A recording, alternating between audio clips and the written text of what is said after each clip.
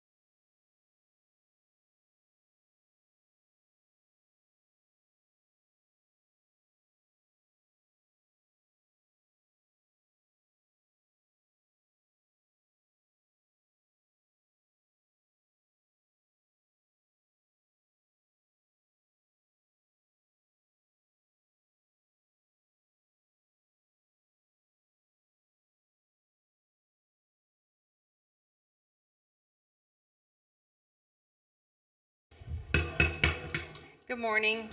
Morning. We're going to call the meeting to order. I want to remind everybody to please put your phones on silent. And if you would please stand and join us in the invocation. Mr. Tipton, please. I invite you to join with me in prayer if you're willing. Heavenly Father, we thank you for the blessings that have come to St. Lucie County, and we gather here today to see how we can be a blessing to others. We ask for your guidance, for wisdom and insight, for the strength of character, so that in all matters before this commission we will conduct ourselves with honor and integrity. Amen. Amen. Pledge allegiance to the flag of the United States of America, to the republic, one nation, God, indivisible, liberty for all.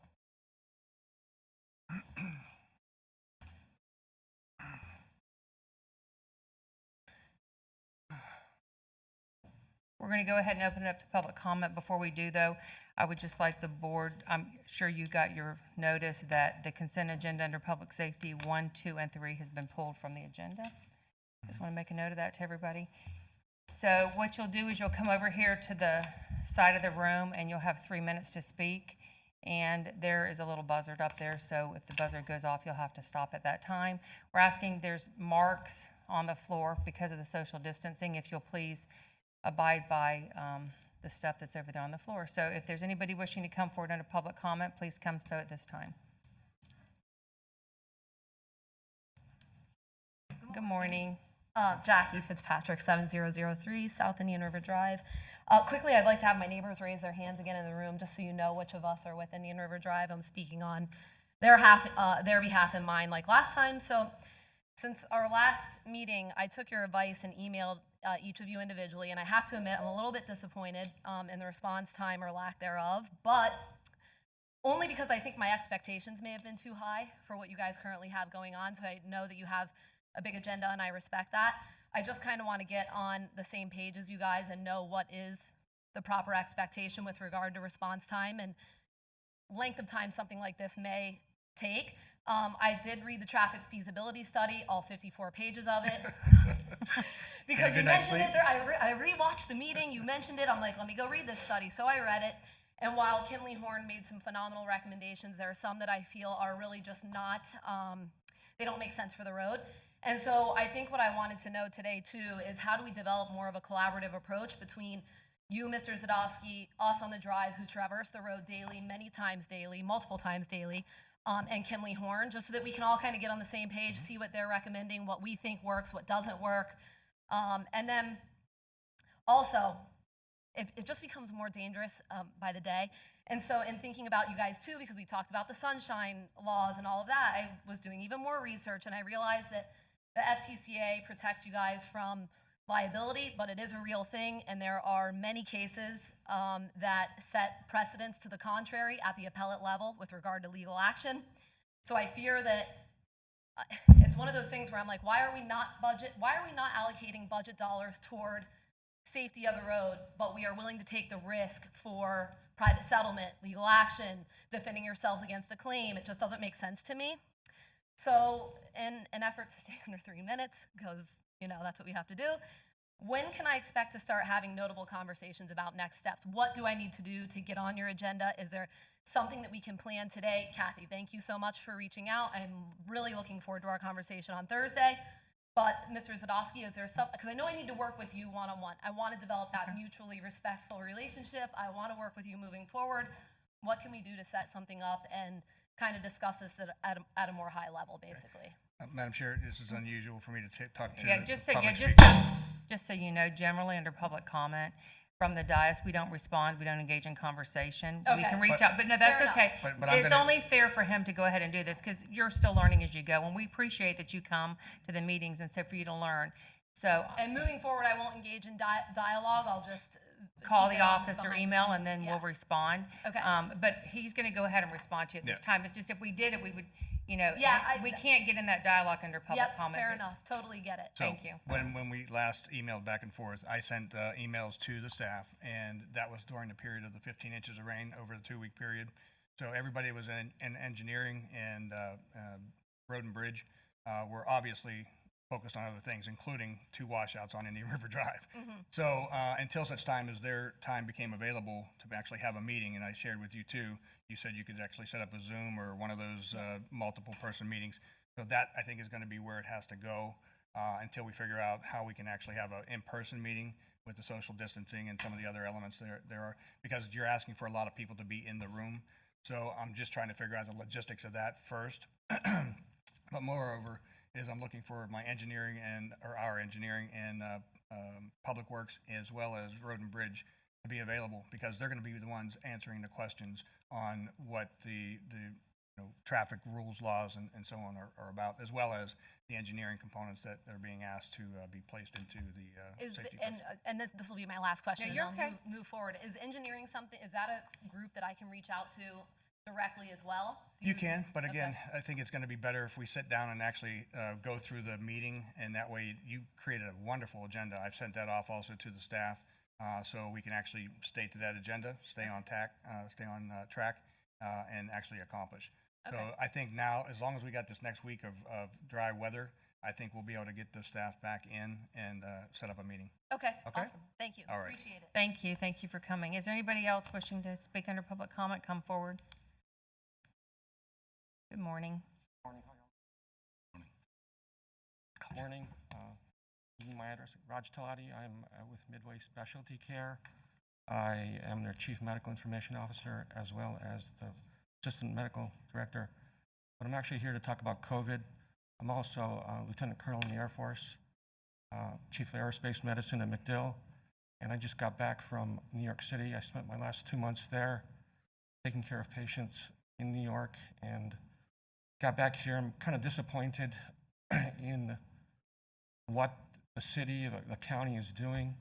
I've been a resident of St. Lucie County for the last 17 years. I've taken care of maybe some of you, I don't know, but it's a real crisis. There's going to be a mental health crisis with our healthcare workers in St. Lucie County if you folks, as a commission, don't do anything about it. My wife has a business here. I understand the economics of it. We need to stay open, but we also need to do it in a thoughtful and careful manner. I went out to eat yesterday. I was also the assistant program director at the residency program. Took the residents out for dinner. Our server didn't have a mask on. It's disgusting. And I understand that many of you have not experienced death. My first day in the Bronx, I had 25 patients with COVID.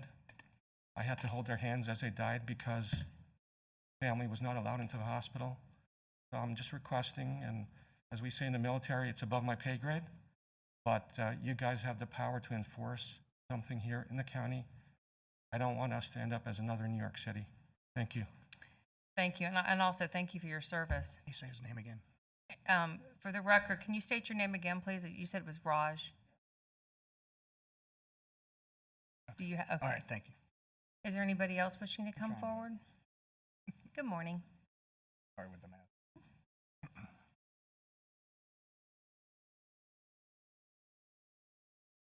Good morning, everybody. My name is Tom Lanahan. I'm the Executive Director of the Treasure Coast Regional Planning Council. I wanted to talk to you about a revolving loan fund concept this morning. Retention and growth of small and medium-sized businesses is often restrained by a lack of access to capital. Revolving loan funds can help address this. Currently, our Regional Planning Council does not have a revolving loan fund available for Martin, St. Lucie, or Indian River counties. The Economic Development Administration received funds through the CARES Act for responding to the coronavirus, and they can fund the creation of revolving loan funds. We are working on an application for some EDA funds to do that, to create that RLF for Martin County, St. Lucie County, and Indian River County for coronavirus recovery. We anticipate a partnership with the South Florida Regional Planning Council. They have a lot of experience in running revolving loan funds. They have one that exists now, and they're also requesting funds through EDA to increase the funding on their RLF. The way that the program works, there is a requirement for 20% matching funds. So 20% of that would come from the participants, and then 80% of the money would come from Economic Development Administration. That's federal money. We're looking at the possibility of a $2.3 million revolving loan fund. So doing a little math, that equals $460,000 in matching funds. Apportioning that match across the 3 counties based on population, St. Lucie County has about 50% of the population of that 3-county region, so that would be $230,000 in matching funds. So to give you an idea of some of the approach that we're anticipating and some of the parameters, these loans would vary in amount from $25,000 to maybe up to $500,000. So obviously, given the amounts, we may want to have a slightly smaller maximum so we don't lose it all in 3 loans, go out on the street and there you go. But we think the $25,000 minimum is important. This is not a microloan program. This is a little larger scale than that. The rate would be around 3 to 4%. And the terms can vary depending on the type of loan, 5 years for working capital, 20 years for real estate expansion, those kind of things. Some rules in the area of full disclosure for you. The match cannot be conditioned in any way. This is a federal requirement, so we would not, for example, be able to apportion it, loan amounts based on how much match comes in. We would have to share access to the funds across the 3-county revolving loan fund. We would not be sharing with the South Florida. Go ahead and finish. A couple of sentences. The South Florida Regional Planning Council territory, so their pool of funds we would not be able to use up here. But on the other hand, our pool of funds up here could not be used down there. So there would be a separation between them. The funds that are provided as a match, they stay in the RLF and they continue to revolve. So as they get paid back, new money goes back out as additional loans. So what we're looking for is a commitment on the match from each of the 3 counties so that we can go ahead and apply for that program. And I also have Pete Tesh is here with us today. I know he serves on our SEDS committee, our Comprehensive Economic Development Strategy Committee, and spoke favorably about the program when we presented it there.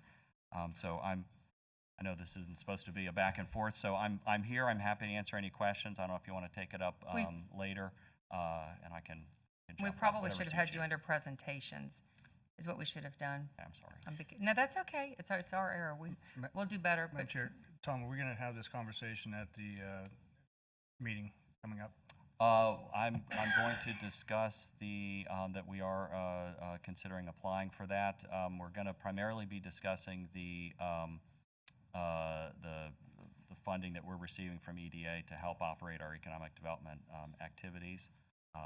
But we can certainly discuss it at the Well, council. I sit on the Regional Planning Council, and I'll be happy to talk with Mr. Tipton about it, and then maybe conference in and kind of talk that through, if that's okay Okay. with you guys as a board. Yeah, well, and I sit on that board too. Oh, I'm that's actually right. the Okay. secretary of the Treasure Coast Regional Council. Okay, so- oh, there you go. It- Well, Yeah. It's a pretty fast-moving, dynamic situation, so I appreciate the opportunity to even, know about the meeting today, to come and talk to you all. Howard was like, emailed me back that night when I asked him about it, which was all of, I think, a week ago from today, so yeah, it's moving Yeah, very and quickly. like I said, we should so. have had you probably under presentations, but we'll get with you. I'm here, I can come back.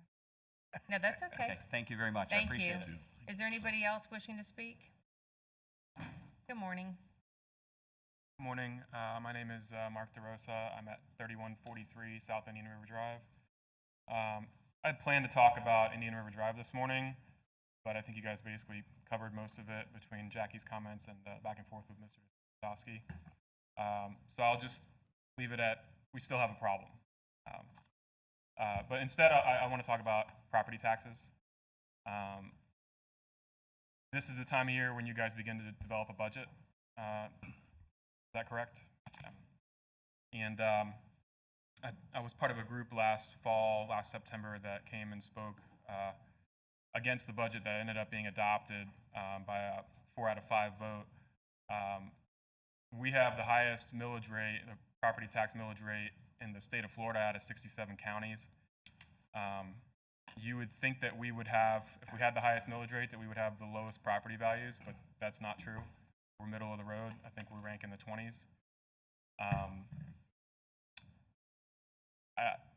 Michelle Franklin, our property appraiser, just came out last week, I believe, or 2 weeks ago, with the projected assessments, and that figure was 6.5%. That would be the 8th straight year of property tax increases in this county.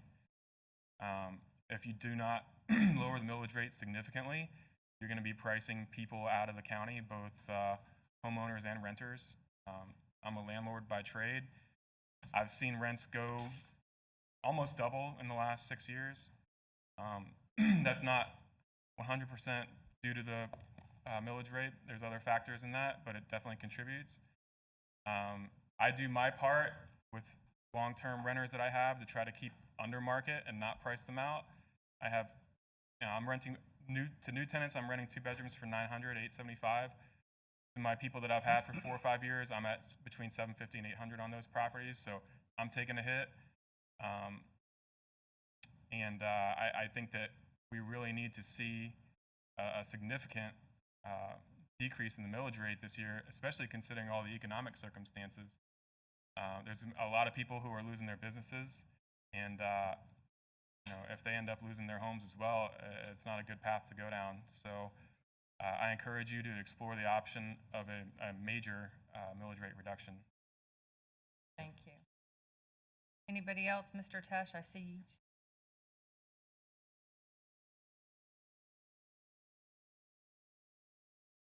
Good morning. Good morning, Madam Chair, members of the County Commission, Mr. Tipton. I'm Pete Tesh, President of the Economic Development Council. I'd just like to support Tom Lanahan and the Regional Planning Council in effort to establish a regional revolving loan fund, and also using the EDC to help the county with its overall response and recovery plan, and implement a strategy that will help small and medium-sized businesses. Unfortunately, my guess is that our unemployment rate is going to go up. Looks like we'll probably be in the high teens. And once PPP monies and these other programs diminish and are finished, we need to have other forms of capital access for our communities and our businesses. So I just wanted to let you know that we'll be working with Tom very closely and county administration to see what kind of options we have. Thank you. Thanks. Have a good day. Anybody else? Good morning. Monica Yeshik, also with the Indian River Drive residents, the same way that 3411 to be exact. And thank you, Doctor, and the funding. Wow, all this is so exciting. And so I don't have a fancy title. I'm a mom and a realtor, and I just wanted to show the same way that you guys have an organization and everything in life in general funnels up to some sort of top. our safety issues are going to be funneled through Jackie, and so I would hope that a response is given to the emails, because we're all waiting at the heels of her to find out from you what's going on. I know that she only started in May, this process, which is 2 months ago, so it's great to hear that other people are responded to within a week and have something moving forward. Goes to show our priority on the list. And I also feel that the washout is yet another additional item that goes just with the road safety in general. And so hopefully you guys can take all of that into consideration and respond to the emails from Jackie that basically speak for all of us, so that we can then be a part of that Zoom meeting and just understand what exactly is going on, whether it be nothing, something, and the timeline associated that, because we are learning and we're looking to you for that direction. Thank you for your time. We look forward to hearing from you. Thank you for your Thank help. you. Good morning.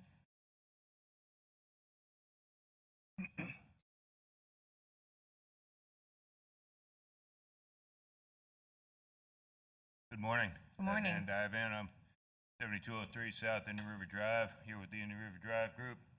And I have to say, I kind of disagree with what this engineering study says. It puts additional restrictions and additional burdens on Indian River Drive itself, takes away from the scenic highway, takes away from the commuting that is necessary between Martin and St. Lucie County. It needs to go, pardon me, needs to go just further than 25 years I've been living out there, going through Freeholders Association, looking at making a separate town. So we had some control over what happens. This gentleman over here talks about paying taxes. We pay the highest taxes in the county out there and get minimum services. What happens to the development funds that you all pick up from all these new developments out west? They got to move north to south. There's no place to move north and south. US 1, Indian River Drive, maybe you can get halfway there on Green River Parkway. US 1's a joke. Takes you an hour and a half to go from here to Stewart. So we need a longer range plan, a bigger plan. Stop with the stop sign here, stop sign there. We'll do this little thing, we'll do that little thing. We need a plan to address the larger issues in the long term. I've seen this happen for 25 years and zero. Nothing has been done. And you get especially frosted when you come up with, you're paying a high tax rate. There are people paying taxes down there that I can't even fathom. And get nothing. What do we get? Nothing. We get the sheriff responding real fast for accidents. Lots of accidents out there. Lots of going right off the edge, over the edge. It's just insanity. Insanity. We can't use that outdated, narrow road for a commuter line. We need a commuter line between northern St. Lucie County and Martin. Indian River, Martin, St. Lucie County needs a commuter line. It doesn't have one. Somebody started with Green River Parkway. Would have been nice if it was continued, but it's like a bridge to nowhere. I thank you for your time. I hope we can get better. Thank you. Madam Secretary, did you get his name, or did he fill out a thing? Pardon me. I'm sorry, could you state your name again for the record, please? Certainly. My name is Dan Divan. Thank you. You're welcome. Is there anybody else wishing to come forward? I'm sorry, I can't allow it at this time because you've already had your time. Is there anybody else? Seeing none, we'll close the public comment. But I think the lead into what the doctor said is at this time, Mr. Tipton, would you do a presentation on COVID and catch us up to where we are? Because I think it's a perfect lead in because of what the doctor had said. Maybe you can update us on where we are with stuff. It is. Thank you, Madam Chair and Commissioners, and I appreciate his comments. Currently, St. Lucie County has 926 cases. This is from the beginning, so these aren't active cases currently, but our total cases, 926, 36 fatalities. Martin County is at 1,218 cases, 18 fatalities. Indian River at 216 cases, 12 fatalities. The month of June has been a higher case month for Florida and for Martin and St. Lucie counties in particular. The percentage of people testing positive in Martin is above 10% in June, has been 10 days out of the last 14. For St. Lucie, our positive rate for the month of June has been 6.4%, which is our highest 14-day average since the pandemic started. So there's a couple of important points to make about this data. First, it's important to understand that COVID-19 never left our community. And with everyone moving around, we're seeing an increase in the cases. Some of that is due to additional testing, but we have additional cases beyond that. We expected to see an uptick in cases as society opened up, and so this is not a surprise. Next, we're seeing increased visits to the ED and in hospitalizations. It's important to point out that we are not out of ICU beds and that the hospitals, as of this past weekend, are not panicked over this situation.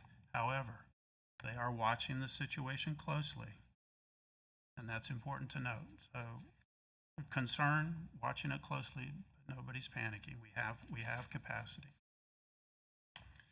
The county's emergency management declaration is still active, and we continue to work closely with the health department. If there are clusters or particular places, establishments that are identified as hotspots or problems through the health department's contact tracing, we can take appropriate action to intervene. County buildings, with few exceptions, are still closed to the public and will slowly be reopened back up in the coming weeks. 2 libraries opened up this week with 25% capacity limits. The process of reopening safely for our employees and visitors will be slow and deliberate. We've had people suggesting that we should be wearing a face covering and making that mandatory, and we've had people suggesting that we shouldn't. Although we've moved away from our safer at home order, what we've shared all along, though, still holds true. You don't touch your hands to your face. You wear a face covering when you're in crowded situations, for example, like a grocery store or a hair salon. You wash your hands regularly with soap for at least 20 seconds.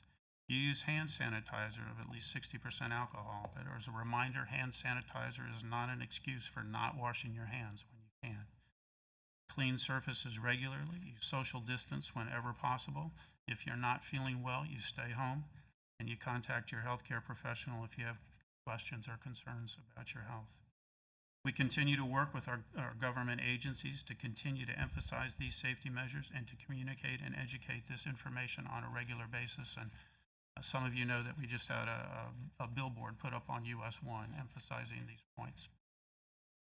All that being said, if we get to the point where the hospitals and the health department are sharing a higher degree of alarm, additional actions will be considered. And again, each resident is asked not to take risks and to be considerate of others who may be in that at-risk category. Additionally, you heard Tom mention just briefly the CARES Act funding. So the county has received notice late last week from the Florida Department of Emergency Management that we are eligible to receive the first installment, or 25% of the CARES Act funding, which for our community would be approximately $13.8 million. Treating this as we would any other emergency management funding, staff is working through the recovery plan process that the County Commission approved recently, and there will be much more information about this in the coming days and weeks. The relief that this financial aid will provide will be helpful in our St. Lucie Recovers efforts, and we're thankful to the Governor and to Director Moskowitz, FDEM, for pushing this funding down to the local level. We're also looking to explore, as Tom mentioned, the revolving loan fund concept with the Regional Planning Council, and the CARES funding may be a piece to that solution. So with all that said, certainly we have seen an uptick in cases. We continue to encourage people to be careful and to be considerate. The establishments are one of those areas, as the doctor mentioned, that face coverings from people serving others in these establishments is an important thing to have, and we continue to try and provide that education to our business community. Thank you. Does any board member have a comment or question before we move on? Before we move into the consent agenda, I think it's important for the secretary to call the roll, because I do believe Commissioner Bartz is in her office and she is attending the meeting. Is this correct, Mr. McIntyre? Okay, so Madam Secretary, if you would just call the roll so there's acknowledgement of Commissioner Bartz being in virtual.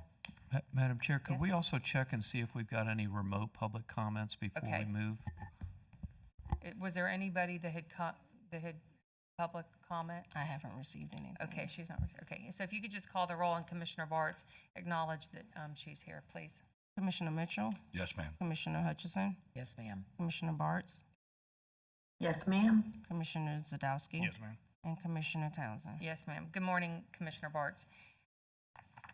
Good Okay, morning. so we are going to go ahead and move forward to the consent agenda. I'm going to pause for a brief second, though, and anybody that's here that came here for public comment, I'm going to allow you a few seconds to exit the room before we go on and begin with the people's business.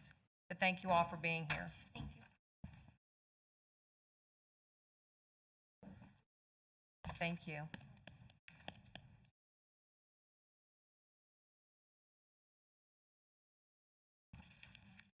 So we'll go on to consent agenda, and before we do that, does anybody have anything they'd like to pull? I would like to pull C2 for some conversation and comments. Does anybody else have anything they'd like to pull? Madam Chair, I don't want to pull something, but I'd like to take a few minutes to recognize the observation of Juneteenth's holiday on Friday, June 19th, 2020, with a little history, if you don't mind. Okay, go ahead. Americans' Independence Day movement, initiated by the Declaration of Independence and the 4th of July, 1776, did not include enslaved African Americans as they were not recognized as full human beings. Freedom from slavery was initiated by the enforcement of the Emancipation Proclamation on January 1st, 1863, and formally announced by Union General Gordon Granger in Galveston, Texas on the 19th of June, 1865, through the reading of General Order No. 3 to the last group of slaves in bondage, creating America's second Independence Day celebration. Juneteenth Independence Day, observed on the 19th of June, is the oldest African American holiday. The 19th of June is the freedom forerunner to the 13th Amendment, which implemented freedom for all slaves in the United States. Juneteenth Independence Day completes a cycle of Independence Day celebration in America. In 1997, the 105th Congress of the United States passed Senate Joint Resolution 11 and House Joint Resolution 56, officially recognizing Juneteenth Independence Day in America. The Juneteenth celebration commemorates the emancipation of Southern blacks on June 19, 1865, 2.5 years after the signing of the Emancipation Proclamation. The memory of all those who moved from slavery to freedom remains a lesson for all Americans, regardless of their background, race, or religion. The Florida legislature issued an apology on March 26, 2008, expressing profound regret for the shameful history of enslaving black people and passing laws that sanction involuntary servitude upon generations of African slaves. Celebrating Juneteenth serves as a reminder that we must all join together, as all people are created equal. This is a time to learn more about our common past and to better understand the experiences that have shaped our nation. We have come a long way, and we have much more work to do. Through history and education, every step we take towards equality becomes the United States of America, the best nation in the world. God bless America, and thank you. Thank you.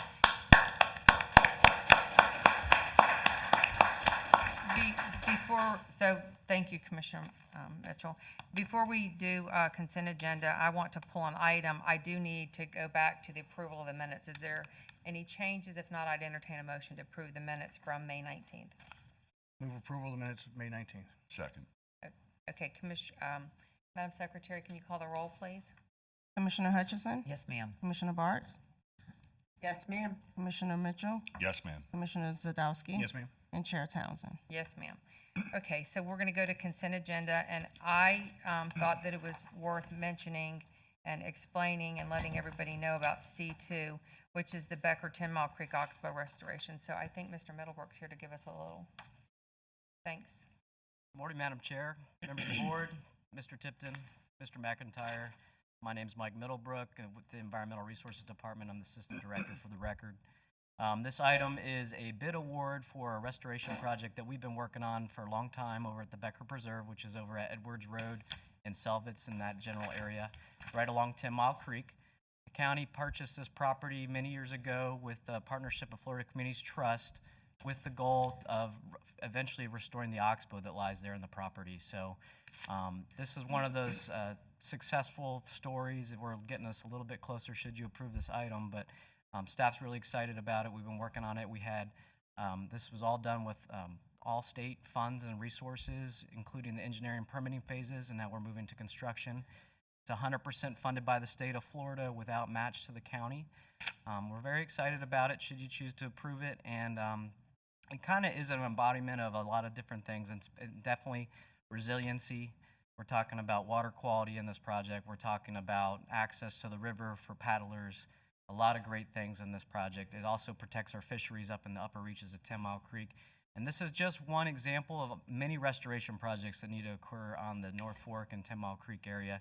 It's just one that we've been able to focus on because it's a county project. And I know there's many, many more things to do, and this will be a great example should we move forward. The project came in under bid. We have all the funding to move forward should you choose to approve this item. And I'm here to answer any questions. Thank you. Anybody have any questions? Just a comment, it's been a long time coming, and I'm sure the residents in that area will appreciate when it's finally done, because that area backs up because of the blockage in the Oxbow.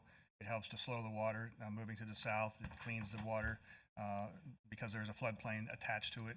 I was just out there Sunday and saw where the water had come up over the last 15 inches of rain last week, and having seen that yesterday or Sunday, just waiting for that to happen will actually change that whole dynamic of that portion of the river.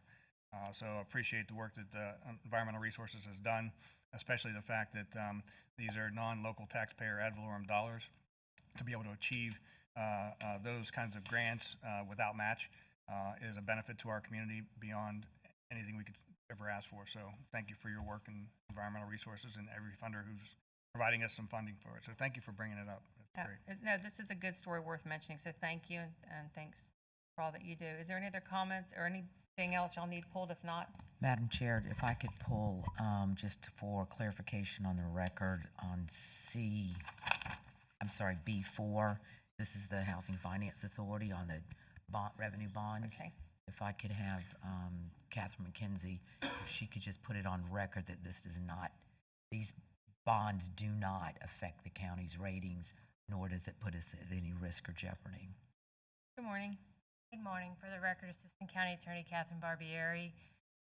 Yes, Madam Chair and Commissioner, these do not affect the county's ratings. These are conduit bonds, and it's the Multifamily Housing Financing Authority, and it comes, they are only paid back by the borrower of the bond, but they're tax free, so that's why.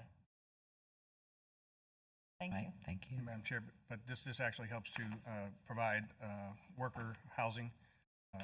Yes, this is for low-income housing. It is rehab of existing that needed it.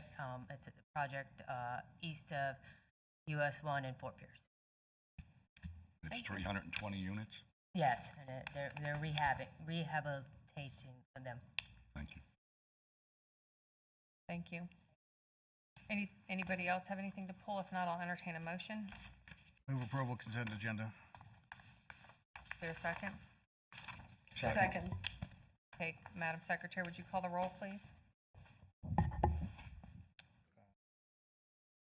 I think Linda did. Linda seconded. Commissioner Bart seconded. Commissioner Hutchison, Yes, ma'am. Commissioner Mitchell, Yes, ma'am. Commissioner Bart, Yes, ma'am. Commissioner Zadowski, Yes, ma'am. and Chair Townsend. Yes, ma'am. Thank you. We don't have any public hearings.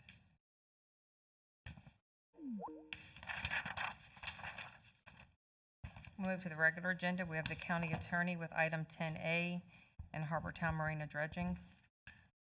Yes, thank you, Madam Chair. This is an item related to the Taylor Creek area. We have received a state grant that we were successful in receiving through the efforts of our grants writer, and also Harbortown Marina assisted in this.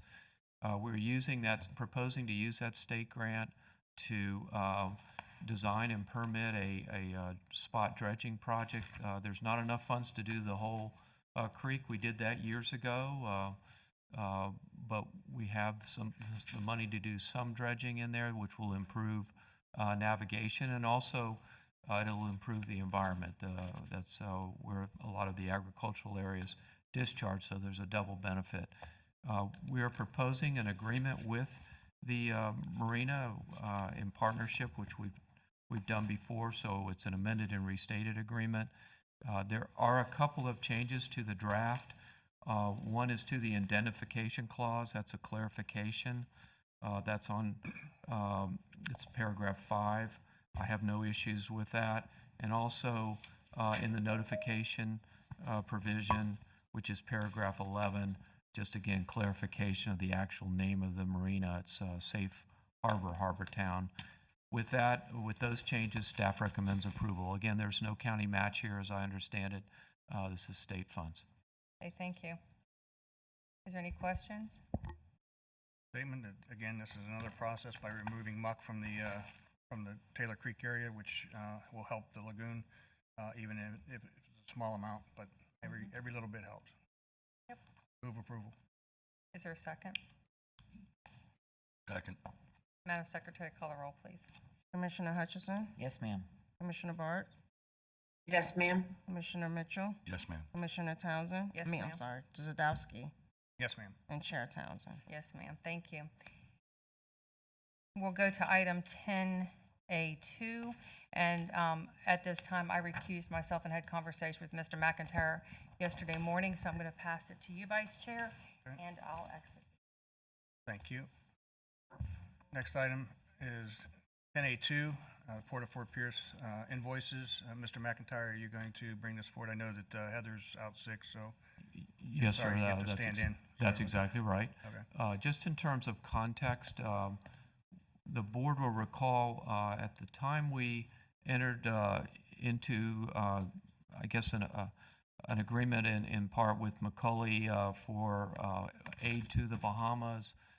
You'll remember that there was a lot of, we were in transition, I believe, between the county operating. We had purchased the King property. We were operating and we were transitioning into the director.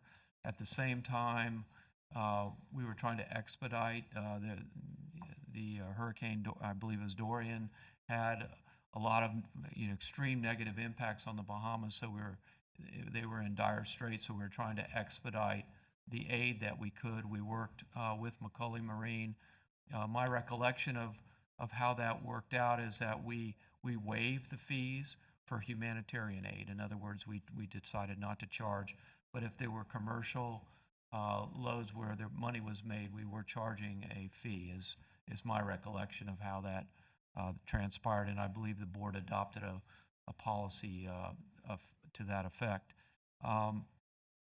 We have, in our estimation, we have charges totaling $22,612.57. We have not been able, as of this date, to receive any payment towards those. However, we have been discussing this with Macaulay. And let me just say, I've been here a long time, and the Macaulay Corporation has been a partner in our artificial reef for many years, and they have done an excellent job for the county over those years, and they really are a partner in that effort, and hopefully will continue to be. In this case, we did receive a settlement offer. It's an either-or situation. It was either $5,000 in cash or $12,000 towards the artificial reef project. We are trying to get direction from the board on this issue. If the board's interested in trying to resolve this, and I suggest that would be in everybody's best interest, if you simply give us direction to work that out. I think Mr. Tipton and I believe are interested in trying to work this out. There are a number of ways we can do that. We've had disputes.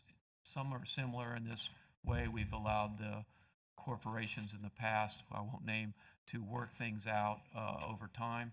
That's certainly an option if there's interest there, and there's certainly a lot of different options available. So, Mr. Chair, if you have any questions, I'm happy to answer those. I know Mr. Tipton is here, of course, and I believe Mr. Payne is here as well, if the board has any questions about the specifics. And I believe there are representatives from Macaulay in the audience as well. Thank you. Any questions of staff from the board? Mr. Chair, I don't have questions, just a comment. There was some letters that came in late yesterday evening, and I just want to make sure that all those letters that came in, I know the ones I got, I distributed out to each commissioner, that they're at least made part of the record. Thank you. And Madam Clerk, have you receipt of those documents? If not, we'll get them to you. Okay. Okay. Commissioner Mitchell, any comments? Yes, questions? no, I got the emails that Franny's aide forwarded to us. Thank you. Great. Commissioner Bartz, any questions on this item? No, I also got the copies. Thank you. Mr. McIntyre, this is a very interesting and unique situation. Certainly, it was an international crisis. We saw the community come together and overwhelm all the elements and all the opportunities to send materials, supplies, and life-saving elements to the Bahamas. As you stated, the vendor, MMS Incorporated, has provided services to this county for more than 2 decades and an expert in the field. That being said, given the challenges of the time in an international crisis and moving tens of thousands, if not hundreds of thousands of tons of materials to the Bahamas, I think it's in the best interest of this community, because of the outpouring of love and care that this community brought forward, is to move forward with the resolution as tendered by the vendor, MMS. I would ask that the board move it forward. I think you have it as option 1, which is in the recommendations, you have 3 options. And I would suggest that in good faith, that we move forward with the negotiated option that has been provided back to us from MMS Incorporated. I'll entertain anything from the board. Mr. McIntyre, do you have anything to add? The board, if the board is going to discuss option 1, it's an either or. So you might want to give us direction on which either or you want. It's either $5,000 in cash, as I understand it, or $12,000 in artificial reef materials. So if you're interested in doing that, it would be good to just tell us which of those, in that one option 1, which of those alternatives is the one that you would prefer us to negotiate. I'm glad you're clarifying that, because I'm looking at under background. Look at the bottom paragraph. It says, as set forth in the attached email from Macaulay Marine attorney, they are proposing to settle the matter for $5,000 as to set off their fees for an upcoming artificial reef project.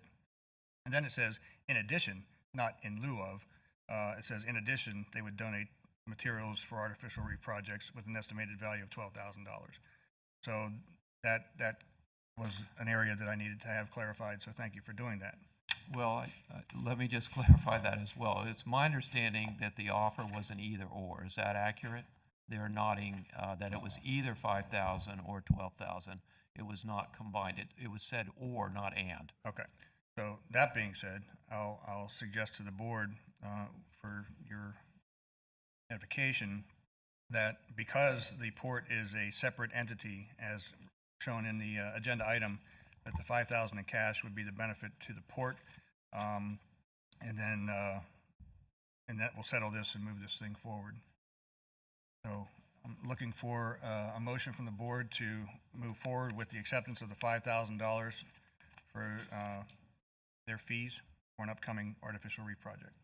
Is there a motion? Okay. For lack of a second, is there any other options that I can hear from What I would suggest is that you go sit down and renegotiate, Mr. McIntyre.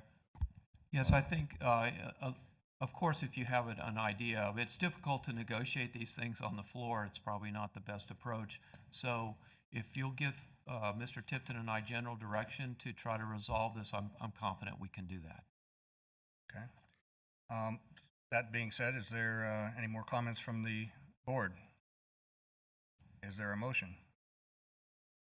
I'll make a motion to give the authority to staff and the county administrator to sit down again with Mr. McCauley and his representatives to renegotiate the deal. We have a motion. Is there a second? Madam, Mr. Chair, I'm sorry. I'm going to go ahead and second that. And, you know, this is something I would hope is not going to drag out negotiation type thing.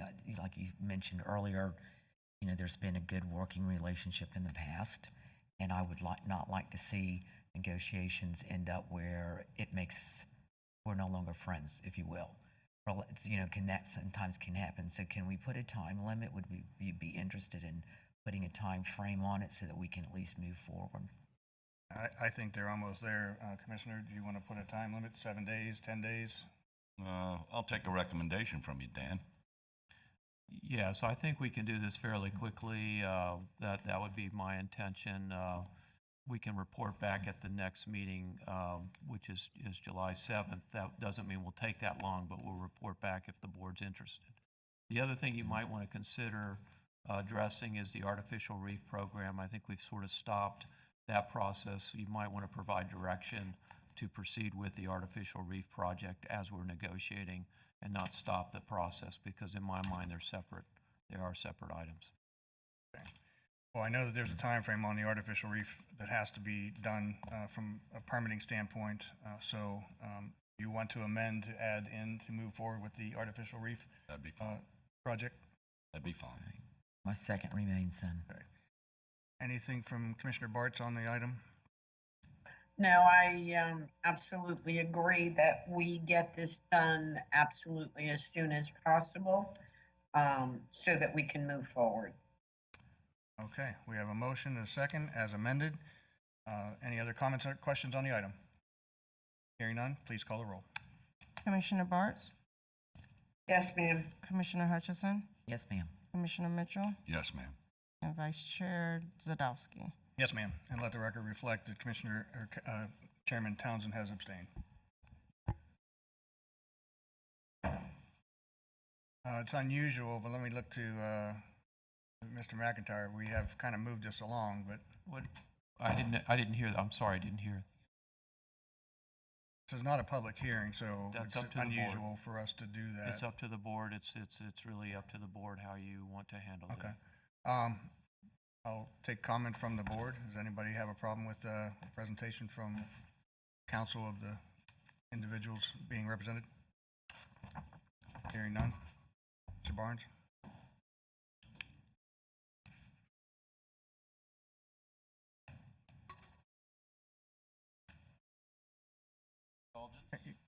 Yeah.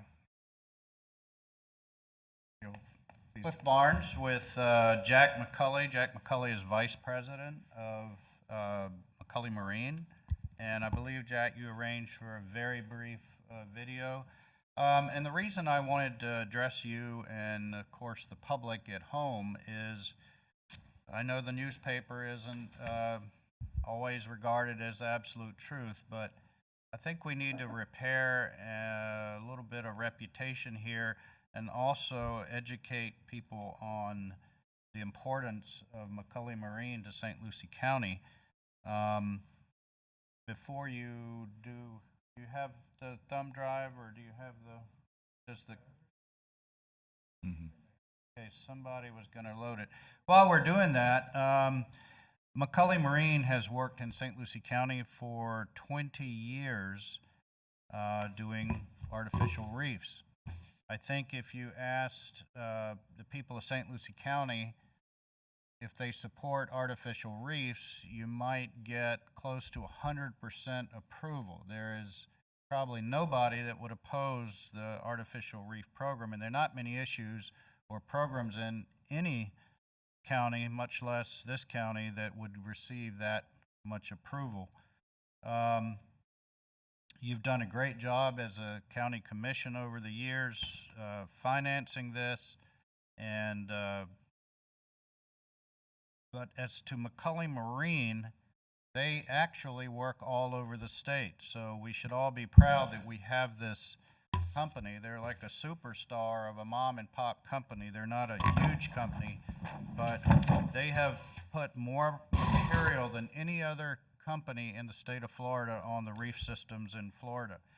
in St. Lucie County, Martin, Brevard, Indian River, and Volusia, they were the only bidder for artificial marine work. They also work in Palm Beach County and Manatee County. I think St. Lucie County hired one contractor previously to do a job 14 years ago, and McCully Marine had to come in and fix the job because it wasn't done accurately. They just finished a job in our Fort Pierce Inlet, creating an artificial reef for another project. So if we could just, Jack, I'm gonna let you do. I couldn't even get these emails to y'all. I started at 1:30 yesterday. You may have ended up with 6 or 7 copies. I didn't know that Verizon and all these companies, I don't know if it was me or the... It was you. It was cyber. Gee, thanks. It was or definitely the cyber you. attack. Welcome back. So how many copies did you get? 5, 6, 7? I got 3, 2. 3. I got 2. Okay, great. So our first slide, can we dim the lights maybe? Or no? That's Oh, you fine. got a very picture. It looks much better over here. So there's only one other company, I believe, on the east coast of Florida that even has a tug. Is that correct? What's that? One in the region. In the county that has a tug. And they have a fleet. McCully has a fleet of good equipment. Keep going. There you go. They move everything. They don't just do artificial reefs. They move materials, big materials. Go ahead. They do disaster recovery and salvage. I know they were involved after several of our hurricanes right here locally. Go ahead. Here's the reef program. Go ahead. Just a reminder. Pictures showing what they do. This is less than a year ago, the wonderful coordination that we had between McCully and the county. The Bernadette that was sunk, there's a good picture of it going down. To talk about the trust between the county and this contractor, and I think trust is kind of what we need to focus on here. McCully towed that ship once you found that ship. You didn't have the money to tow it or to clean it. McCully said, I'll bring it to St. Lucie County. I'll start cleaning it with no money from the county. And you can pay later when you get your grants and you raise your local funds. And I think over a year later, they were paid, but they had started in good faith because they trusted the county. And I want to make sure the trust is going both ways here. So go ahead. Amazing that I would be standing up here talking about the Henry Fishkind report for a port business. But look at this. They have a total of close to $10 million economic impact on the surrounding area. They have between 30 and 40 employees at any one time. That the average wage is $58,000. They pay well. They have good benefits. We need them in the community. Go ahead. In the Dorian relief, this is the issue we're talking about, where they contributed a great deal of their time, their money, the use of their equipment. They hired at no cost to the county or the charities forklifts to move and load this stuff. There's still a misunderstanding, I think, somewhere along the way, Dan.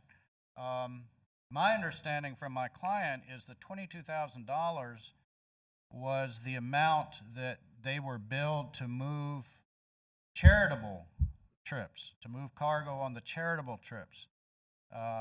Jack, is that your understanding?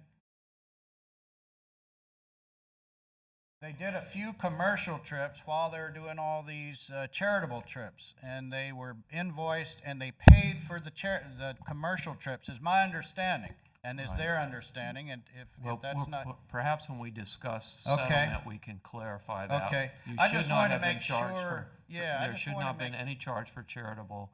It should have just been for the commercial. So Okay. we can certainly, when we discuss the settlement, we'll And I certainly think put the that issue on the ordinance table. was inartfully probably drafted as a last-minute rush item in response to a state representative wanting to move his charity's goods. He emailed my client, McCully Marine, and said, I've gotten the county to waive all fees for charitable trips. But If I could, Mr. Barnes, Yes. we're not going to litigate that here. I think Okay. I appreciate the effort to try and, protect the reputation of the Marine, Macaulay Marine. And you're doing a good job at that.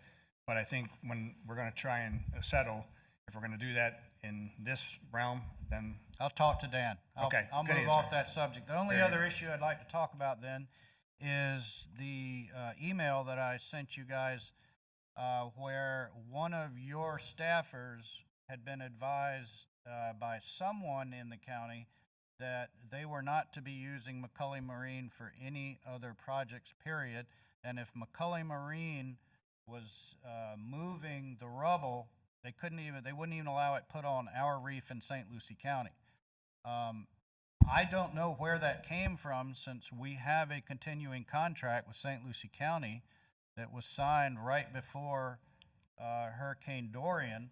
But I hear all of you saying today that you want to continue doing business with McCully, but that raises the question is, where did this blacklisting come from on an employee level, on a staff level? If I know it wasn't directed by you, you couldn't have done it except in a public meeting. I'm not sure about that, but what the board's Okay. action that they just took, we're going to do business Okay, with great. McCully on artificial reef projects going Good, forward. because we have Taylor Creek Bridge that Yes, sir. needs disposal, and then we have Yes, the sir. North Bridge that needs disposal, and We're going to move ahead with those thank you projects. very much. I'm not going to take any more of your time then. I appreciate your indulgence. Have a wonderful day. Thank you. Thank you, Mr. Barnes. And thank you to Macaulay Marine for all the great service and work that you do. And I'm going to recognize Boo in the audience. Thank you for being here. All right. We had a motion and a second. It was agreed to. The presentation was thoughtful. Thank you very much. Again, for all of those folks who donated and helped contribute to the humanitarian lift to the Bahamas, thank you very much. And it still goes on today. That being said, I'd like to welcome back Chairman Townsend to take back the gavel for the remaining portion of the meeting. The record reflected Chairman Townsend is in the room. Now. Welcome back. Okay, I'm going to flip the agenda a little bit, and I'm going to move up item D1, the Orchid Isle Juice Company. We're going to go ahead and do that now, and then we'll go back to the agenda.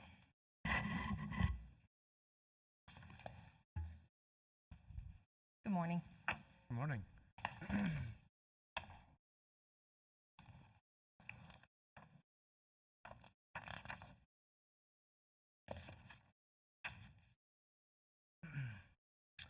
Good morning, Madam Chair, Commissioners. For the record, my name is Chris McCrane, Associate Planner with the Planning Development Services Department. Today I'll be presenting item number 10D1, which is a major adjustment to the major site plan for Natalie's Orchid Island Juice Company. The subject property is located at 1650 DeGiorgio Road in Fort Pierce. The 11.8 acre parcel is situated to the south of the FFC Railroad and the previous location of the Fort Pierce Central High School site, and north of the Tent Logics and the Silverline Plastics is to the east. Sorry. From the zoning map, the subject property is located within the Industrial Light zoning district. And the property to the east is zoned Industrial Light as well, with RM9 to the west. The properties to the north and south are located within the city of Fort Pierce's jurisdiction and are designated by the R2 single family and industrial zoning districts respectively.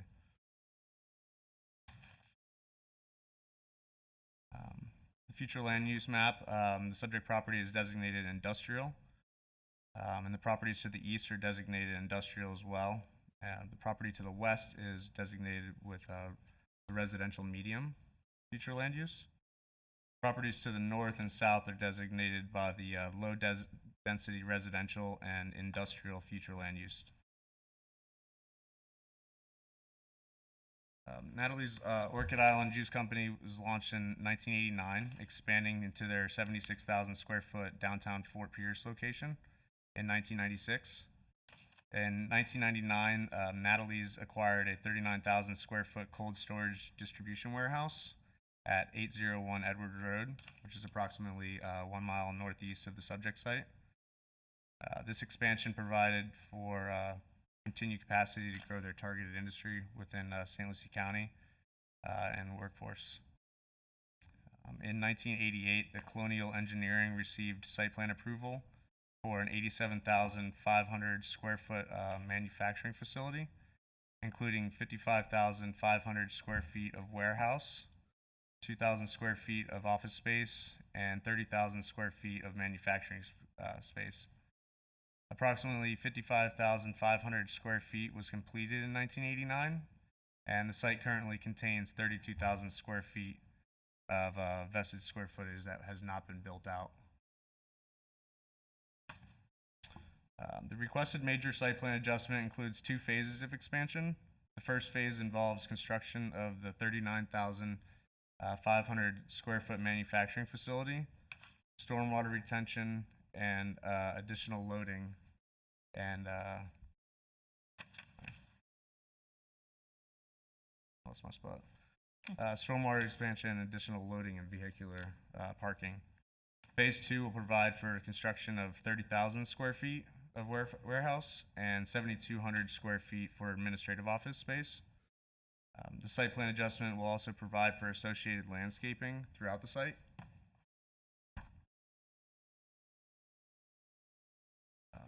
Staff has reviewed the major adjustment and determined the application to be consistent with the goals, objectives, and policies of the St. Lucie County Comprehensive Plan, and has satisfied the standards of review for site plans pursuant to Land Development Code 110207. Staff recommends that the Board of County Commissioners approve the major adjustment to the major site plan, subject to the following conditions.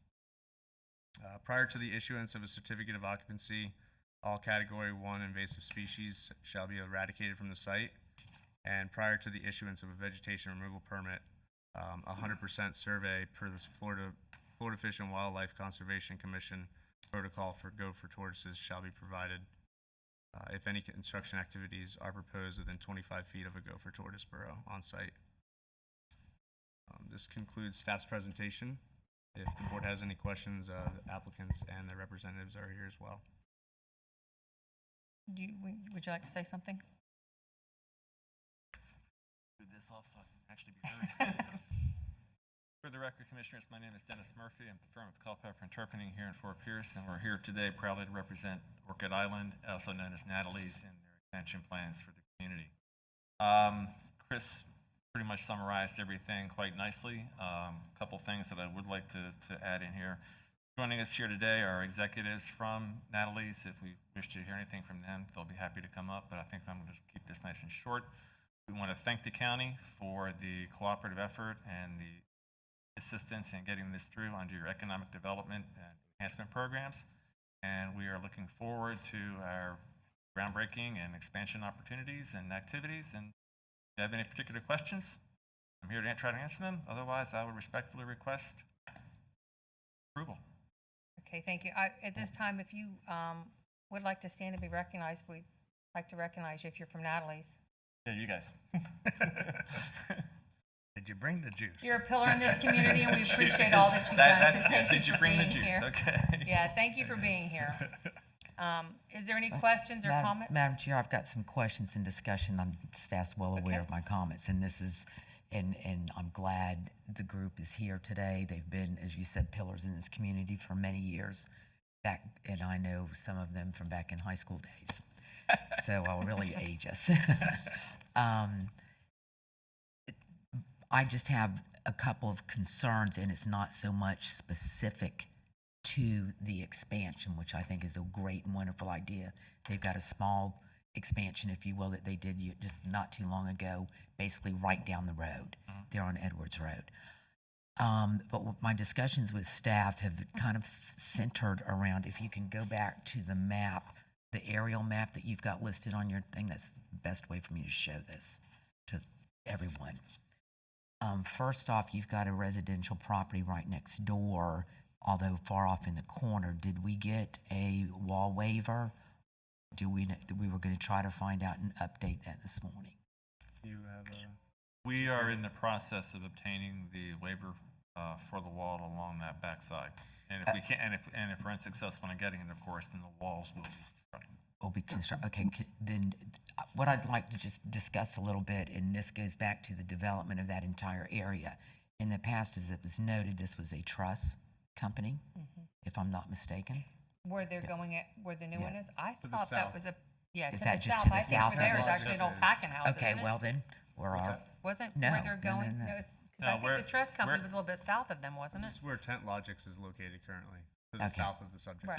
This building was approved years ago. Right. I think while I was here, and it was done as part of a PVC plastics manufacturing operation. There you go, And only, the and only a plastic portion ones. of it, and only a portion of the building was in fact constructed. It was actually supposed to be like double that size. You're correct. I think it was World of Plastics by Yeah. the name of it. Something back like then. that, yeah. Okay, but one of the things, and this is my concern, and it's not so much with Natalie, other than I just need two questions. Is there any intent, let's get those out of the way, of tying in a railroad spur, since you're right there on the one side? I think geometrically it won't work. The only place Okay. that the spur geometrically works there is where the old one was in our front yard. In the backside, we would have to come back in and redo our entire plumbing system, drainage system. And then we also would have some serious impacts up at what would be the northern portion of the property. When you look at that aerial, geometrically, it just is not going to work. Okay, and the reason these questions are coming up, I'll get to. And then the second part is, this is a phase 2, and my discussion with the staff is, there's 2 different phases being proposed. It would not be coming back from before the board, before phase 2 kick. Today's the last day it comes back before us. Yes, today's the last day it's in front of you all.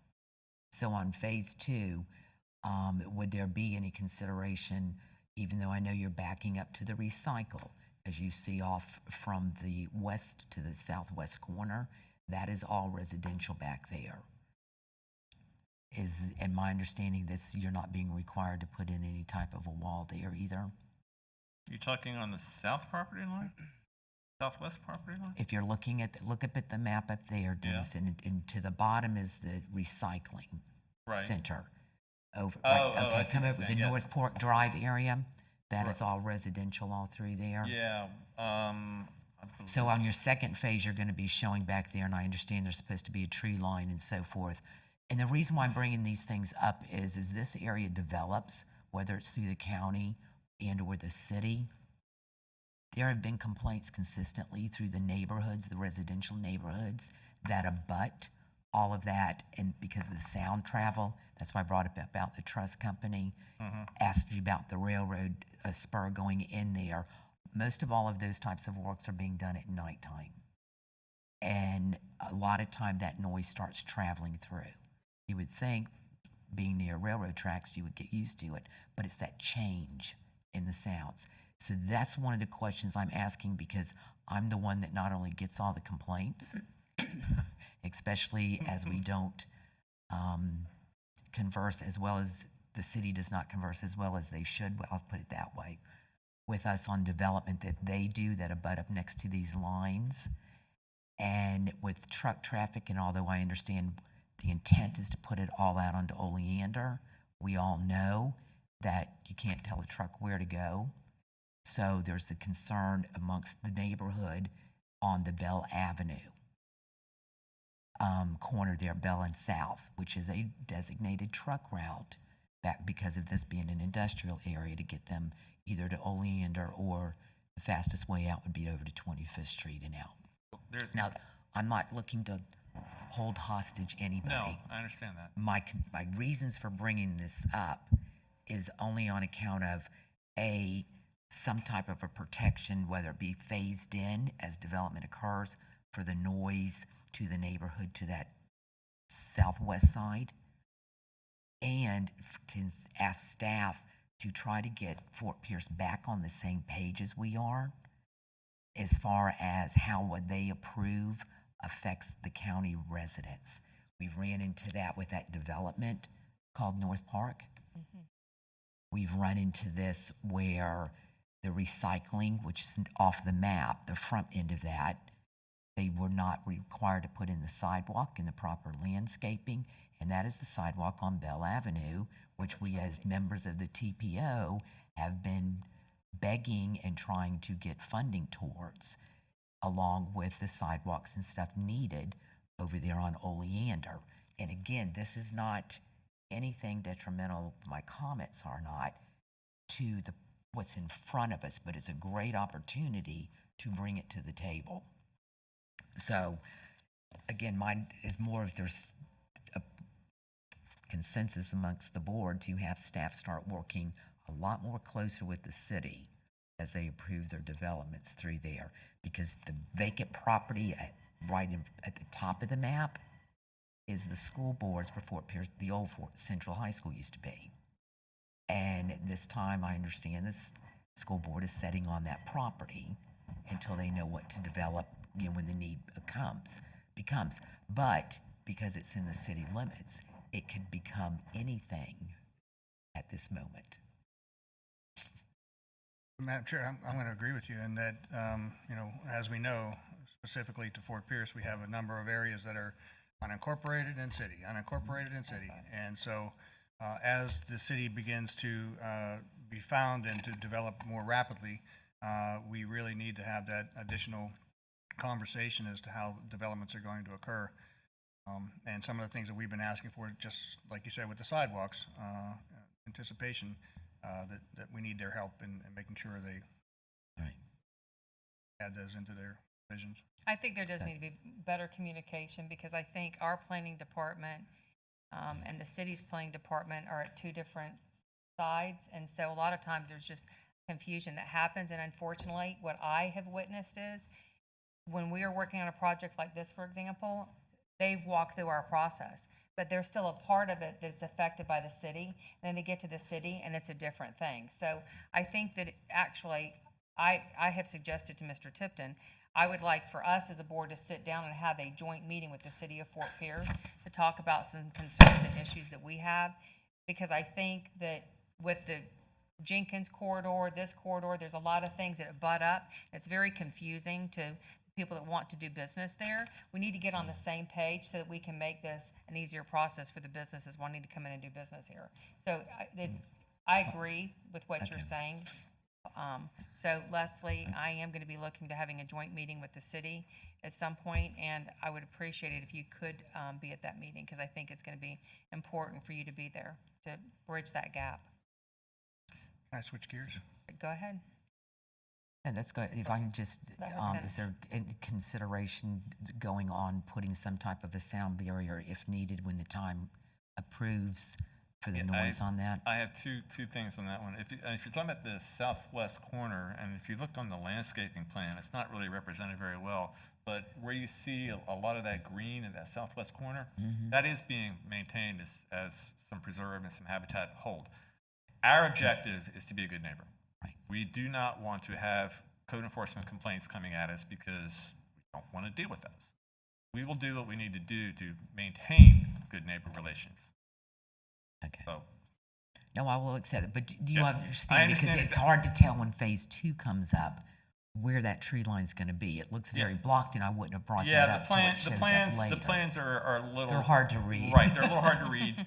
But like I said, our objective is to be a good neighbor, and we'll take care of that. And they have been a good And they neighbor. have. I mean, look That's at just it. They have look at the circumstances they've had to work under on US 1, and they have made it work. Right. Like, who could have done that? I mean, they are a company that has been a role model, I think, for St. Lucie County. Yeah, and they're- remember, it's local. It's a local company. Right. And so there are, as Commissioner said, high school relations, and it is local, and we live here, so we will make it work. Thank you. Commissioner Zadowski?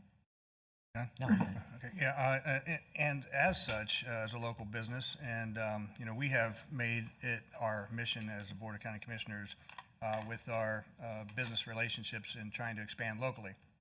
There was a time when folks would look at St. Lucie County and say, you're incentivizing, folks to come in here from somewhere else, but what about the businesses that are here that want to expand and grow and to add jobs? This looks like, and I'm going to peek back there to see if Pete Tesh is still back there, in that this is a significant expansion, a private investment that is significant for the several thousand square feet of new manufacturing, if you will. I believe it meets the criteria for job grant incentives and possibly a tax abatement for the additional investment. So I would ask that Mr. Tesh speak with the owners of this company and see if we can continue to operate and do what we've been doing to support local businesses with some job grant incentives and some of the other opportunities we're providing for other local businesses to expand and increase jobs. We will be exploring all options. Yeah, because I think there's help out there that can help Right. them. Any other questions? Commissioner Bartz, do you have any questions? No, I'm good. Thank you Okay, very thank much. I just wanted to say Natalie's is amazing for what they do for our communities. Okay, Commissioner Mitchell, anything? I just concur with what everybody at the dais has said. Okay, so would somebody like to make a motion? Madam Chair, I'll make the motion to move approval of staff recommendation and also to direct staff to put together that joint meeting, which I think is a great idea. Thank you. And just start working at least so we can coordinate just a little bit better. All right, thank you. Is there- Second. Okay, Madam Secretary, would you call the roll, please? Commissioner Bartz? Yes, ma'am. Commissioner Mitchell? Yes, ma'am. Commissioner Zadowski? Yes, ma'am. Commissioner Hutchison? Yes, ma'am. And Chair Townsend? Yes, ma'am. Thank you very much. And thank you all for being here, and thank you for what you do for St. Lucie County. Thank you. And I love their beach. Okay, Amy's gonna kill me, but before I move to your items, stay right there, because we have our wonderful men in uniform in the back of the room to get them back to work. I'm gonna go ahead and do item E for the sheriff's office so that we can get them back to their jobs, and then I'll come back to you. Thanks.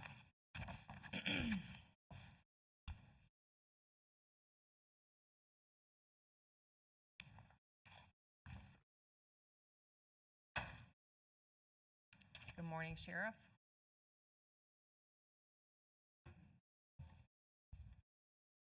You know, I knew I did not have as much juice as Natalie's Orchid Island, so thank you. Thank you for pulling me up. Wow, that's terrible. That's terrible. That's bad. Good morning, everybody. We have two matters of business before you. I don't know how much detail you want from me. But the first matter dealt with our malware attack, which started on Friday, December 13th of last year. Friday the 13th, some hackers went into our computer system, took the identity of 2 email addresses of employees, and then worked through the weekend to navigate through our entire computer system. And it was Tuesday early morning that our jail discovered that their systems were not up to par.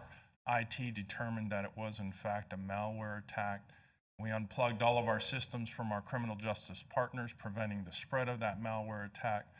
But that occurred on Tuesday, December 17th, and then we collectively met and put together a plan. We called our hardware supplier, who recommended a company in Atlanta, Georgia by the name of the Cumberland Group. The Cumberland Group subsequently recommended a company out of Charlotte, North Carolina, to come and work with our IT department. That group drove through the night from Charlotte, arrived Wednesday, and spent the entire Christmas holiday through the New Year working on our system. That cost was $172,000. Of course, this was unprecedented for us, unforeseen and unbudgeted. As a result of their recommendations, they recommended new hardware purchases as well as software purchases to prevent this from ever happening again to us. Those costs were a total of $72,000. And finally, we had to put all those pieces together, which took a team, and I can tell you that team included part of your IT staff, our IT staff, Port St. Lucie's IT staff and the college's IT staff to work for the next 3 weeks and put all these pieces together, and the cost of that was $212,000. So totally, our malware attack cost $456,000 to get us back to where we were before December 13th. And my mother, when I was a child, always told us, try to look for the good and bad that happens to you. So let me just reflect on some things that could have happened. We were, in this malware attack, held ransom hostage for $1 million. So I guess we could have paid the $1 million and got everything back, but that's no guarantee. And as you look at other cities and government agencies that have been attacked, they pay the ransom and sometimes nothing ever happens. So I guess you look at 456,000 versus $1 million, we're a little bit ahead. However, the silver lining gets a little bit better because as we entered the fiscal year last year, malware attacks around the country were in the headlines. It just so happened I was reading about the malware attack in Houston, Texas, in which they failed to unplug their system, and every criminal justice partner in Houston, Texas was affected. I think the final count was 8 agencies had the malware attack. And as we entered the new fiscal year, I asked Toby to look into if there was a possibility to buy insurance for such an event. And you have to look far, but there is insurance available for malware attacks. And you won't believe this, but on November 5th of last year, we purchased that insurance. It was pretty reasonable. It was about $1,000 a month, and we purchased it. So exactly 6 weeks before our malware attack, we had put into effect insurance for such a cause. We are currently working through our claim with our insurance company. Not only do they have they related to us that they're going to pay that claim, but they also are going to pay some other collateral damage as to loss of function of some of our units and other things. So we are navigating through that claim, but we will need your help in getting us through this hump for this fiscal year. So that's the first matter of business before you. I don't know if that needs a vote or you do both of them collectively together, Dan? Yeah, I think it's being presented as a collective. Okay. It's a total of slightly over $1 million. So I think the remaining claim is for COVID-19. That is correct. COVID-19, we can all agree that we live, work, and play a little bit different since this COVID. And if you go back historically and look at the 1918 pandemic, and I know that most of you weren't here except Mr. Tipton, who was county administrator somewhere in the middle of state during that time, correct? So he comes with vast experience with COVID. But as we looked at the COVID and what we were preparing for, we saw that it kind of resembled maybe what the 1918 flu or Spanish flu was. And we realized as a staff that we might be going through phases of this over not just a quick period of time, but over an extended period of time, maybe 1.5 years or 2 years. So the first thing, and actually that's what we're seeing now, we're seeing a big rise in the beginning and then a little lull, and now we're seeing it pick up again. In the beginning, we went ahead and immediately bought PPEs for our staff, but as sheriff, I have another responsibility, and you all know what that is. The jail, yes. The jail, we had to buy PPEs for all of our inmates. And as we started this exercise, we started with 1,350 inmates the first week of March, which we had to buy PPEs for them. We had to buy PPEs for our employees to keep them safe. And as a result of that, we spent $167,175 just on PPEs. As we progressed through this exercise with COVID, we wanted to make sure that we prevented the virus from entering the jail. And as you know, I sent out numerous emails to our criminal justice partners to avoid coming to the jail, to use notice to appear, to defer arrests until later time. And then we worked with the judiciary to actually release some inmates. And we continue to nip a little bit out our jail population. And I just want to report today it's at 1177, so we've lost almost 180 inmates. But on Monday, May 11th, to our worst fear, we had a subcontractor for Aramark work all day with Aramark staff, intermingle all day with trustee staff, and then mingle with our staff. And at the end of her workday, she reported that she had been exposed over the weekend at a family reunion to a COVID positive person. So we had to immediately remove her from the equation of Aramark employee. We went ahead and did contact tracing on everyone she touched, and it included the 20 trustees that work in the kitchen and 18 of our staff on 2 different shifts.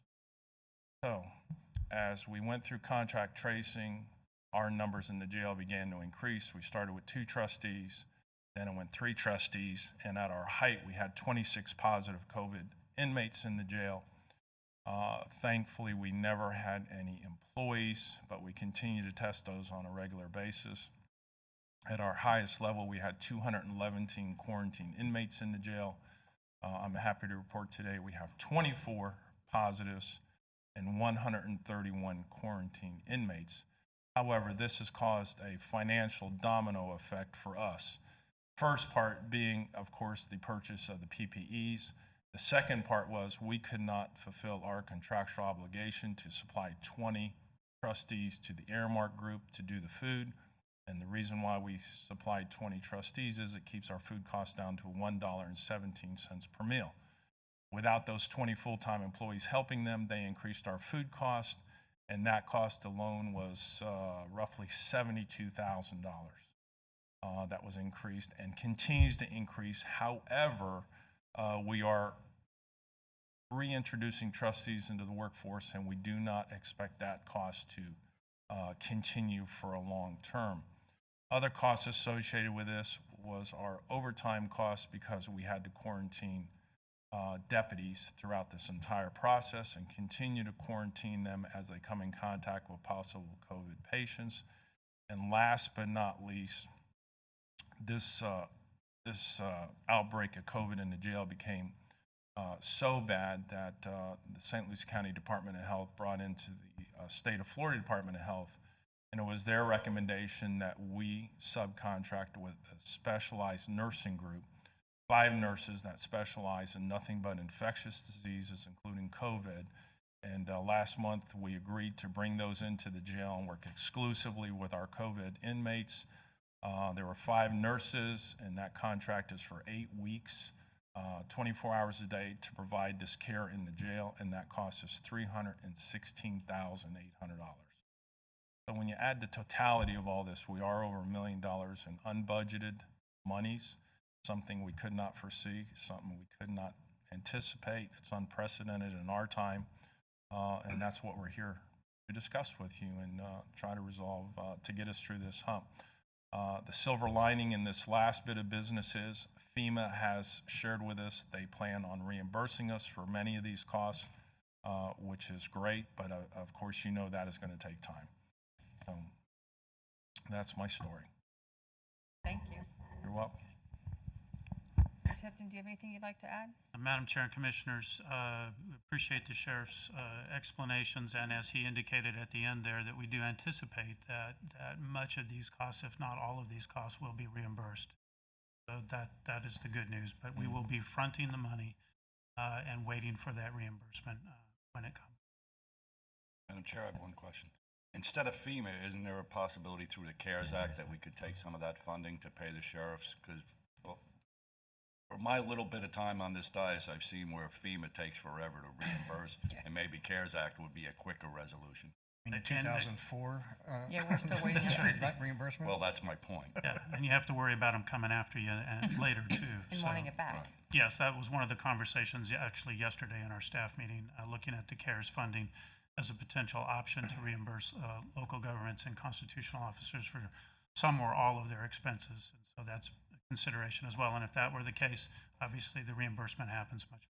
Thank you so much. And I just want to say, Ken, Sheriff, sorry. That's I'm so okay. used to- I know that during that malware, there was a lot of concerns out there, and I know it was challenging, but you went through it, and your officers and deputies and everybody involved and your command staff, you went through it without a hiccup too. I mean, it was still business as usual, and we were still protected, and that speaks, I think, volumes for you and your leadership, because I know I was getting people asking me when I was out and about, and I was like, no, they're doing it by paper, they're doing it their own way, they're in constant communication, nothing changed. So again, thank you for your leadership. Very kind comments, thank you. Is there anybody that has anything? If not, I'll entertain a motion. Madam Chair, motion to approve. Is there a second? Second. Thank you. Madam Secretary, call the roll, please. Commissioner Bartz? Yes, ma'am. Commissioner Zadowski? Yes, ma'am. Commissioner Hutchinson? Yes, ma'am. Commissioner Mitchell? Yes, ma'am. And Chair Townsend? Yes, ma'am. Thank you. Thank you. Okay, now we will go back on track, and we're going to move to item 10B1. Thank you for your patience.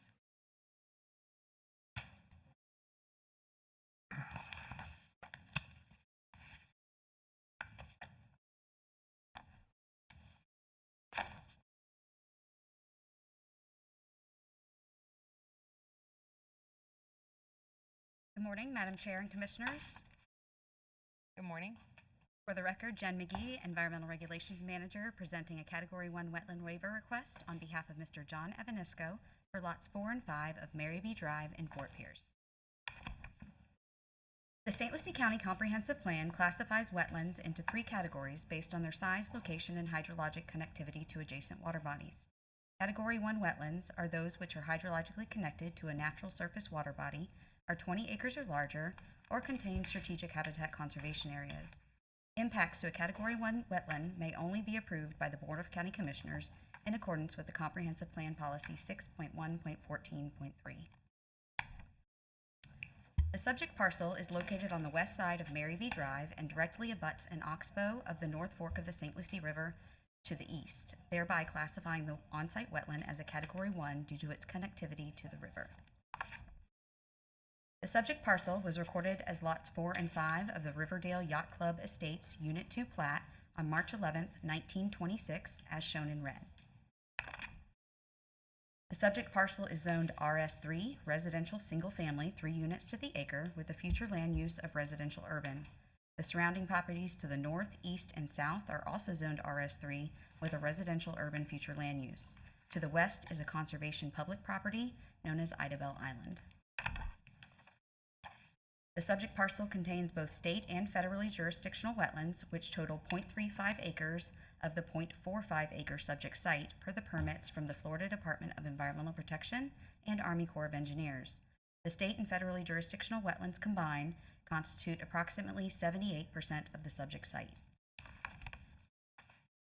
In accordance with the River Range Shoreline Protection Regulations of the Land Development Code, Section 6.02.02, further restrictions to the site include a minimum 50-foot shoreline buffer zone, which prohibits development activity 50 feet from mean high water line, and a shoreline protection zone B, which restricts the placement of any new septic systems 300 feet from mean high water line without a variance from the Environmental Resources Department Director.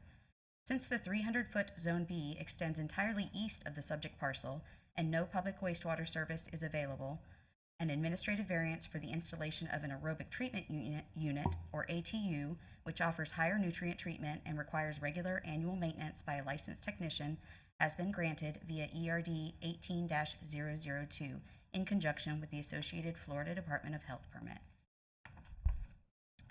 Given these site constraints, the applicant has requested a waiver from the Board of County Commissioners in accordance with Comprehensive Plan 6.1.14.3 to impact 0.23 acres of Category 1 wetland in order to construct an approximately 1,500 square foot single-family residence with associated improvements including a driveway, carport, and shed. For Comprehensive Plan Policy 6.1.14.3, the Board of County Commissioners may grant a wetland waiver to impact a Category 1 wetland when no other reasonable alternative exists and avoidance and minimization of impacts cannot otherwise be achieved, thereby prohibiting reasonable, economically viable use of the property. Staff has reviewed the subject waiver request and made the following determinations. The subject parcel was created as a platted lot of record in 1926 prior to the enactment of current wetland regulations. The proposed single-family residential use is consistent with the current zoning and future land use, as well as consistent with the surrounding neighborhood. Due to the extent and location of the on-site wetlands, the property could not be developed without the requested waiver. Mitigation for the proposed wetland impacts has been provided via purchase of .2 credits from the Bluefield Mitigation Bank, along with preservation enhancement of the .12 acres of wetlands to remain on site and the 50-foot shoreline protection zone. Therefore, staff recommends the board approve the applicant's request to impact 0.23 acres of Category 1 wetlands in accordance with the Comprehensive Plan Policy 6.1.14.3. That concludes my presentation, and I'd be happy to answer any questions you may have. Thanks. Any questions? Madam Chair, move approval. Second. I just have a comment.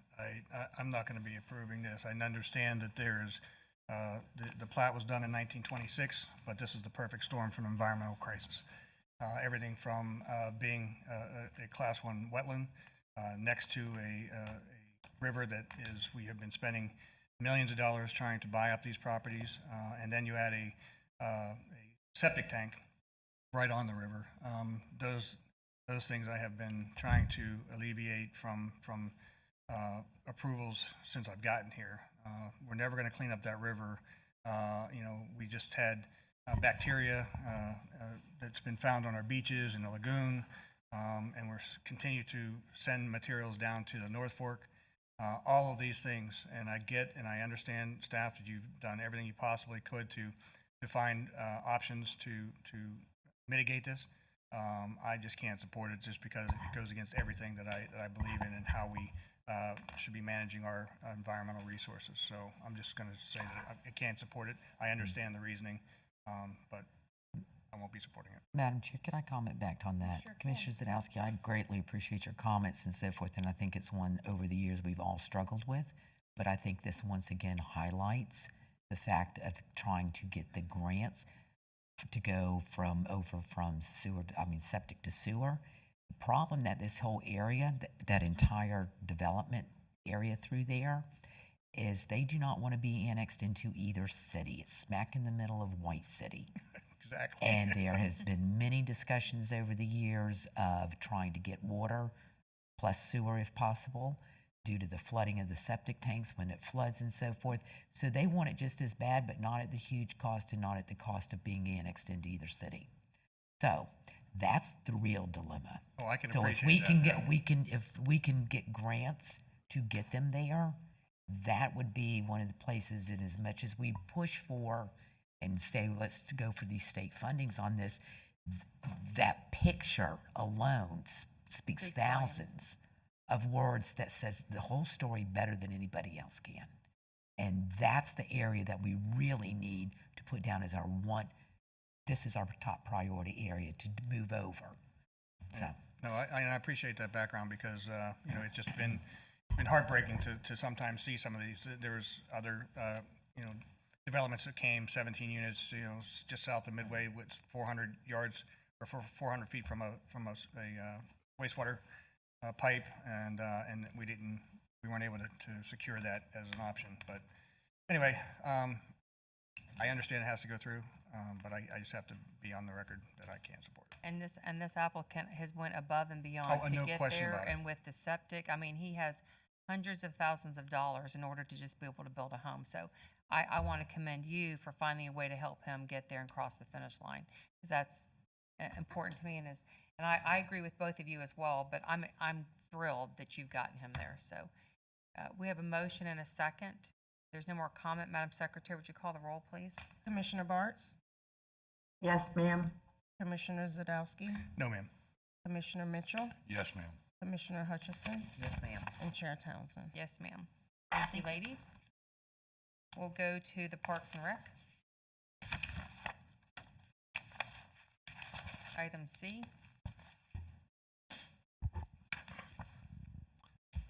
Madam Chair, this item relates to the Lakewood Regional Park proposed potable water connection. The county is the service provider. The amendment proposes to survey and do design for an 8-inch water main that would extend approximately 800 feet into the park, would provide a fire hydrant. It would also afford service to the concession stand and the pool area, so it will increase fire protection. The proposed cost is not to exceed $48,440. for a total work authorization not to exceed $115,940.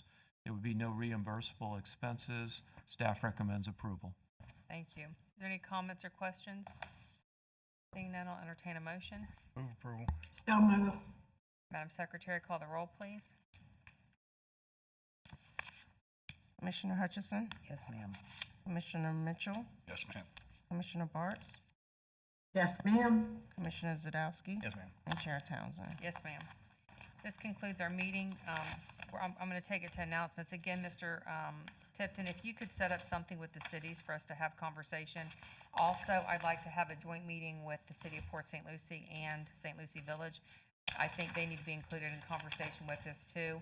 And we can kind of strategically see what their needs are and kind of put things together. So if you could look into that, I'd appreciate it. Madam Chair, can I suggest that we do them separate because No, we that's are. a large group to Yeah, no, put that's what together? I Okay, had okay, I said, thought but you there'll be meant three together. separate meetings because every municipality has a different need and a different concern. Thank So you. I'm asking if there can be three separate meetings set up with the board. I have no more announcements. Does any other board member? Mr. Tipton, would you please close? Sure, Madam Chair, Commissioners, we have concluded our board work for the month of June. Our next meeting will be July 7th. That is here in these chambers at 6 p.m. And the following week, we'll begin our budget deliberations. Okay, thank you. Is there a motion to adjourn? So moved. Thank you. We'll come to order St. Lucie County Erosion District. First on the agenda is the FDEP grant, which we spoke about last week. I'm sorry, I've got general public comment. Is there any general public comment for the erosion district? Seeing none, there are no minutes. There is no consent agenda. And Josh, do you want to go ahead and introduce this one? Yes, ma'am. Good morning, Madam Chair, Commissioners. The item that you have before you is for authorization to move forward with FTEB Grant 20SL3. This is for our South County Beach project, the federal project that we're pursuing that would take place in July, after July of 21. This grant includes $3.381 million towards the project. It requires a substantial county match. Staff and administration have identified funds within the general fund reserves to temporarily put in place to secure the grant, with the idea that we would come to some kind of agreement with a future funding plan at the end of the budget session that could repay those funds, and those funds could revert back to their original location. I look forward to moving this project forward, and this is a critical aspect for the project's success. I will remind the board that upwards of $14.4 million has been secured by the county for this project. This would create a scenario where those funds are all available for distribution come July of 21. Are there any questions from the staff? Seeing none, is there a motion? Move approval. Second. Second. There's a motion and a second. All those in favor? Aye. I'm sorry, roll Aye. call. Madam Secretary, please call the roll. Commissioner Bartz, Yes, ma'am. Commissioner Townsend, Yes, ma'am. Commissioner Mitchell, Yes, ma'am. Commissioner Zadowski, Yes, ma'am. and Chair Hutchison. Yes, ma'am. The motion is passed. Is there a motion to adjourn? So moved. We are adjourned. Thank you, Commissioners. Thank you.